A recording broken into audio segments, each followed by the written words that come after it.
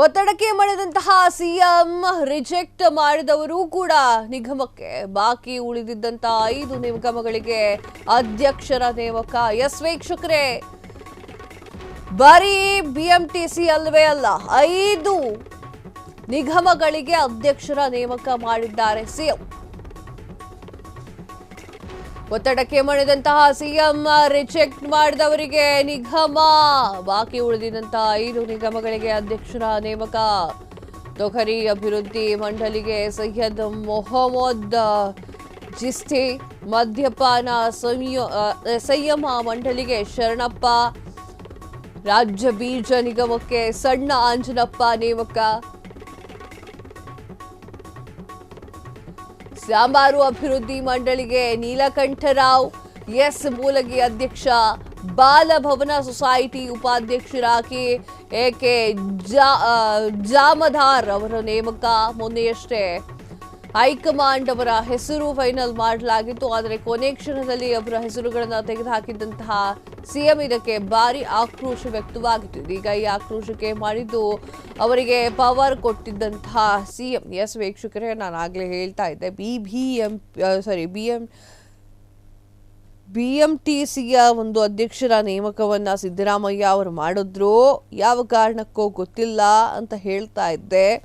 ಆದರೆ ಬರೀ ಬಿಎಂಟಿಸಿ ಮಾತ್ರವಲ್ಲದೆ ಬಾಕಿ 5 ನಿಗಮಗಳಿಗೂ ಕೂಡ ಅವರು ಒಂದಿಷ್ಟು ಜನರನ್ನ ಅಧ್ಯಕ್ಷರನ್ನಾಗಿ ಆಯ್ಕೆ ಮಾಡಿದ್ದಾರೆ.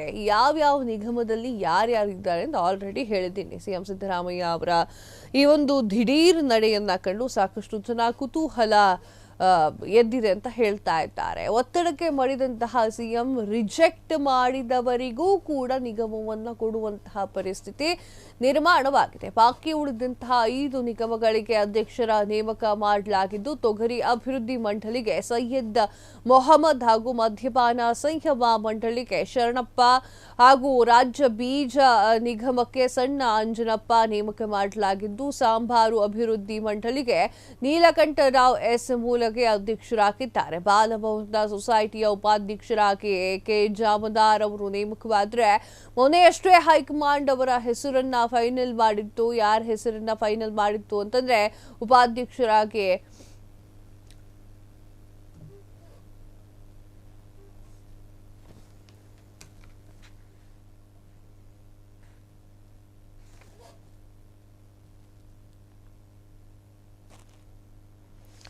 ಎಸ್ ವೀಕ್ಷಕರೇ, ಇದರ ಬಗ್ಗೆ ಮಾತನಾಡಲಿಕ್ಕೆ ಆನಂದ್ ಕೆಪಿಸಿಸಿ ವಕ್ತಾರ ನಮ್ಮ ದೂರವಾಣಿ ಸಂಪರ್ಕದಲ್ಲಿದ್ದಾರೆ.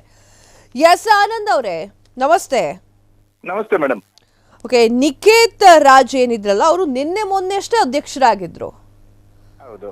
ಅದಾದ್ಮೇಲೆ ಈಗ ಈ ಒಂದು ದಿನಗಳಲ್ಲಿ ಆರಾಧ್ಯ ಅವರನ್ನ ಸಿಎಂ ಸಿದ್ದರಾಮಯ್ಯ ಅವರು ಅಧ್ಯಕ್ಷರನ್ನಾಗಿ ಆಯ್ಕೆ ಮಾಡ್ತಾರೆ. ಹೌದು, ಹೇಗೆ? ಇಲ್ಲ, ಆಕ್ಚುಲ್ ಆಗಿ ಇದು ಎಲ್ಲೋ ಒಂದು ಟೈಪಿಂಗ್ ಮಿಸ್ಟೇಕ್ ಏನಾಗಿದೆಯೋ ಅಂತ ಗೊತ್ತಿಲ್ಲ ನಮ್ಗೂ. ಈ ವಿಚಾರ ನಾವ್ ಕೇಳಿದಾಗ ಯಾವ್ದು ಆರಾಧ್ಯ ಅವರು ಅಧ್ಯಕ್ಷರಾಗಿ ಕಳೆದ ಬಾರಿ ಉಪಾಧ್ಯಕ್ಷರಾಗಿದ್ದು ಶಿವಣ್ಣ ಅವರು, ಆನೇಕಲ್ MLA ಶಿವಣ್ಣ ಅವರು ಬಿಎಂಟಿಸಿ ಚೇರ್ಮನ್ ಆಗಿರ್ತಾರೆ. ಆ ಟೈಮ್ ನಲ್ಲಿ ಇವರಿಗೆ ನಮ್ಮ ಆರಾಧ್ಯ ಅವರಿಗೆ ಏನ್ ಮಾಡಿದ್ರು, ಆರಾಧ್ಯ ಅವರಿಗೆ ಬಂದು ಉಪಾಧ್ಯಕ್ಷರನ್ನಾಗಿ ಮಾಡಿರ್ತಾರೆ. ಈ ಬಾರಿ ಅವ್ರಿಗೆ ಅವರು ನಮ್ಗೆ ಆಕ್ಚುಲಿ ನಮ್ಗೆಲ್ಲ ಗುರುಗಳಿದ್ದಂಗೆ. ಇವರು ಕಮ್ಮಿ ಅಂದ್ರೆ ಒಂದು 30 ವರ್ಷದಿಂದ, ಒಂದು 4 ದಶಕಗಳಿಂದ ಕಾಂಗ್ರೆಸ್ ಪಕ್ಷಕ್ಕೋಸ್ಕರ ದುಡಿದವರು. NSCI, ಯೂತ್ ಕಾಂಗ್ರೆಸ್ ಮತ್ತೆ ಕೆಪಿಸಿಸಿಯ 10 ಹಲವಾರು ಹುದ್ದೆಗಳನ್ನ ಮಾಡಿ ಸಂಘಟನೆ ಮಾಡಿ ರ್ಯಾಲಿ ಮಾಡೋದು, ನಮ್ಮಂತ ಅನೇಕ ಯುವಕರನ್ನೆಲ್ಲ ತಯಾರು ಮಾಡಿದ್ದಾರೆ. ಇವರ ಕೊಡುಗೆ ಅಪಾರವಾದ ಕಾಂಗ್ರೆಸ್ ಪಕ್ಷಕ್ಕೆ. ಇವ್ರನ್ನ ಉಪಾಧ್ಯಕ್ಷರನ್ನ ಮಾಡಿ ನಿಖೇತ್ ರಾಜ್ ಮೌರ್ಯನ ನಿಖೇತ್ ರಾಜ್ ಮೌರ್ಯರಿಗೆ ಅಧ್ಯಕ್ಷ ಮಾಡಿರೋ ನಮ್ಗೇನು ವಿರೋಧ ಇಲ್ಲ. ಆದ್ರೆ ಅವ್ರನ್ನ ಅಧ್ಯಕ್ಷರನ್ನ ಮಾಡಿ ಇವ್ರನ್ನ ಉಪಾಧ್ಯಕ್ಷರಾಗಿದ್ದು ನಮ್ಗೆ ಬೇಸರ ತಂದಿತ್ತು. ಯಾಕಂದ್ರೆ ಅವ್ರು ಬಹಳ ಹಿರಿಯರಿದ್ದಾರೆ. ನೀವು ಹೇಳಿದ್ರಿ ಟೈಪಿಂಗ್ ಮಿಸ್ಟೇಕ್, ಹೆಂಗಾಗುತ್ತೆ ಸರ್ ಅದು? ಟೈಪಿಂಗ್ ಮಿಸ್ಟೇಕ್ ಆಗಿದ್ಯೋ ಇಲ್ಲ ಬೈ ಮಿಸ್ಟೇಕ್ ಆಗಿದ್ಯೋ ಗೊತ್ತಿಲ್ಲ. ಇದು ಹೈಕಮಾಂಡ್ ನಲ್ಲಿ ತಗೊಂಡಂತ ನಿರ್ಧಾರ. ಆಮೇಲೆ ನಾವೆಲ್ಲನೂ ಕೂಡ ಅದ್ರ ಬಗ್ಗೆ ಆಕ್ಷೇಪ ವ್ಯಕ್ತಪಡಿಸಿದ್ವಿ. ಇಲ್ಲ, ಅವ್ರು ಹಿರಿಯರಿದ್ದಾರೆ, ಅವ್ರಿಗೆ ಆಗ್ಲೇಬೇಕು, ಅವರು ಅಧ್ಯಕ್ಷರಾಗಿ ಇವ್ರು ಉಪಾಧ್ಯಕ್ಷರಾಗಿರು ನಮ್ಗೆ ಪರವಾಗಿಲ್ಲ ಅನ್ನೋದಕ್ಕೆ ನಾವೆಲ್ಲ, ನಾನು ಅಂದ್ರೆ ನಮ್ಮನ್ನ ಬಹಳಷ್ಟು ಜನ ಕಾರ್ಯಕರ್ತರು ಇವತ್ತು ಇದ್ಕೊಟ್ಟಿದ್ದಾರೆ, ಏನದು ಧ್ವನಿ ನೀಡಿದ್ದಾರೆ. ಅದಕ್ಕೆ ನಮ್ಗೆ ಹೈಕಮಾಂಡ್ ಆಗ್ಬೋದು ಅಥವಾ ಕೆಪಿಸಿಸಿ ಅಧ್ಯಕ್ಷರು ಮತ್ತೆ ಮುಖ್ಯಮಂತ್ರಿಗಳು ಸಿದ್ದರಾಮಯ್ಯ ಅವರು ನಮ್ಮ ಧ್ವನಿಗೆ ಸ್ಪಂದಿಸಿ ಇವತ್ತು ಅವ್ರನ್ನ ಅಧ್ಯಕ್ಷನ ಆರೋಗ್ಯ ಅವ್ರನ್ನ ಅಧ್ಯಕ್ಷ ಮಾಡಿದ್ದಾರೆ. ಬಹಳ ಸಂತೋಷ ಆಗ್ತಾ ಇದೆ. ಸರ್, ಈಗ ನೀವೇ ಅಸಮಾಧಾನವನ್ನ ವ್ಯಕ್ತಪಡಿಸಿದ್ರಿ ಹಿಂದೆ. ಈಗ ನಿಮ್ಗೆ ಕರೆಕ್ಟ್ ಆಯ್ತಾ, ಸಮಾಧಾನ ಆಯ್ತಾ ಅಂತ ಈ ಒಂದು ವಿಚಾರಕ್ಕೆ? ಈ ವಿಚಾರದಲ್ಲಿ ಏನು ಅಂದ್ರೆ ಕಾರ್ಯಕರ್ತರಿಗೆ ಸಿಗಬೇಕಾಗಿರೋಂಥದ್ದು ಇದೆಲ್ಲ ಪೋಸ್ಟಿಂಗ್ ಎಲ್ಲ. ಏನು ಈ ನಿಗಮ ಮಂಡಳಿಗಳಿದೆ ಅವ್ರು ಚುನಾವಣೆಗೆ ಹೋಗಕ್ಕಾಗದೆ ಪಕ್ಷಕ್ಕೋಸ್ಕರ ದುಡ್ದಿರ್ತಾರೆ ಇವರೆಲ್ಲ. ಪಕ್ಷಕ್ಕೆ, ಜನಗಳಿಗೆ ಮತ್ತೆ ಕಾರ್ಯಕರ್ತರ ಕೊಂಡಿ ಆಗಿರ್ತೀವಿ ನಾವೆಲ್ಲ. ಸೊ ಇಂಥವ್ರು ಯಾರು ಚುನಾವಣೆಯಲ್ಲಿ ನಿಂತು ಅದನ್ನ ಫೇಸ್ ಮಾಡಕ್ಕಾಗದೇ ಇರೋರು ಆಗ್ಬೋದು, ಅಥವಾ ಬೇರೆ ರೀತಿಯಲ್ಲೂ ಕೂಡ ಇವರು ಜನಸಂಪರ್ಕದಲ್ಲಿ ಇರ್ತಾರೆ ನಮ್ಮ ಕಾರ್ಯಕರ್ತರು, ಅವ್ರಿಗೂ ಶಕ್ತಿ ತುಂಬುವಂತದ್ದಾಗ್ಬೇಕಲ್ಲ. ಆ ನಿಟ್ಟಿನಲ್ಲಿ ಆರಾಧ್ಯಣ್ಣವರು 4 ದಶಕಗಳ ಕಾಲದಿಂದ ಅವ್ರು ಕೆಲಸ ಮಾಡಿದ್ದಾರೆ. ಅವ್ರಿಗೆ ಇವತ್ತು ಸಿಕ್ಕಿರೋದು ನಮ್ಗೆ ಬಹಳ ಸಂತೋಷ ತಂದಿದೆ. ಇದಕ್ಕೆ ಇದ್ರ ಪರವಾಗಿ ನಮ್ಮ ಮಾಧ್ಯಮದ ಪರವಾಗಿ ನಾವು ಹೈಕಮಾಂಡ್ಗೆ ಆಗ್ಬೋದು, ಡಿ.ಕೆ. ಸಾಹೇಬ್ರಿಗೆ ಮತ್ತೆ ಸಿದ್ದರಾಮಯ್ಯನವರಿಗೆ, ಹಿರಿಯ ಮುಖಂಡರು ಬಹಳಷ್ಟು ಜನ ಇದಕ್ಕೆ ಇದು ಮಾಡಿದ್ರು. ಅವ್ರೆಲ್ರಿಗೂ ಕೂಡ ನಾವು ಧನ್ಯವಾದ ಸಲ್ಲಿಸ್ತೀವಿ ತಮ್ಮ ಮಾಧ್ಯಮದ ಮುಖಾಂತರ. ಈಗ ನಿಕೇತ್ ರಾಜ್ ಏನಾದ್ರು ರಿಯಾಕ್ಷನ್ ಕೊಟ್ರಾ, ಏನ್ ಕತೆ? ಇಲ್ಲ, ನಿಕೇತ್ ರಾಜ್ ಮೌರ್ಯ ಅವರು ಇಲ್ಲಿವರೆಗೂ ನಮ್ಗೆ ಯಾವ್ದೇ ಕಾರಣ ಸಂಪರ್ಕಕ್ಕೆ ಬಂದಿಲ್ಲ.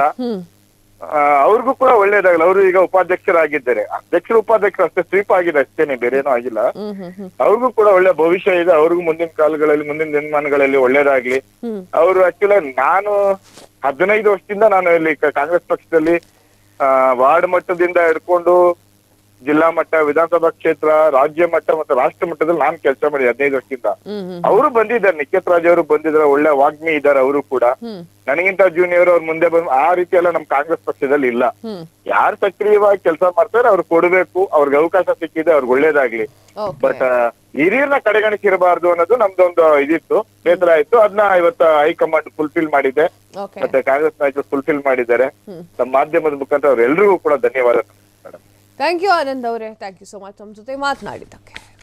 ಕ್ಷಣ ಕ್ಷಣದ ಸುದ್ದಿಗಳಿಗಾಗಿ ಫ್ರೀಡಂ ಟಿವಿ ಸಬ್ಸ್ಕ್ರೈಬ್ ಮಾಡಿ, ಲೈಕ್ ಮಾಡಿ ಹಾಗೂ ಫಾಲೋ ಮಾಡಿ. ಹೊಸ ಸುದ್ದಿಗಳ ನೋಟಿಫಿಕೇಶನ್ಗಾಗಿ ಬೆಲ್ ಐಕಾನ್ ಮೇಲೆ ಕ್ಲಿಕ್ ಮಾಡಿ.